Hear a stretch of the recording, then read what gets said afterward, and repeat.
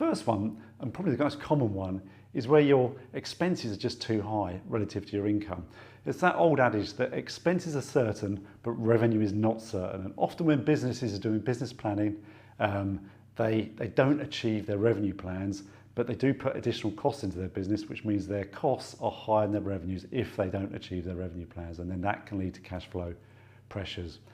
The other cash flow pressures arise from things like bad debt. So when people don't pay you, either pay you late or they don't pay you at all. Okay, so you will have factored that income into your plans, and if that doesn't arrive, then that can leave you with cash flow problems.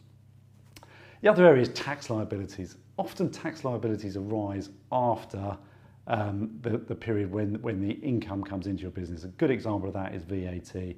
So typically your VAT return will be done or submitted and paid about 5 weeks after the end of the quarter in which it arises.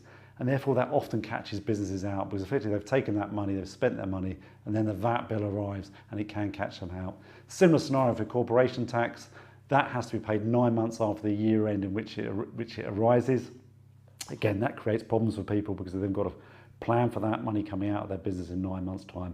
And again, we often see firms that don't do that planning, and then that catches them out, and then that creates a cash flow problem for them. Other areas that cause cash flow problems are owners taking too much out of the business. It's really important that owners understand how much profit they've got after tax, because it's that profit after tax which can then be distributed as dividend. Okay, if they take too much, they can then starve the business of cash, which then can create cash flow problems. Other areas, overstocking. If you're a stock-based business, it can be quite common that businesses basically buy too much stock and sit on too much stock, and that has a negative impact on your cash flow because effectively you've paid for that stock, it's potentially sitting in a warehouse, but it's not then generating an income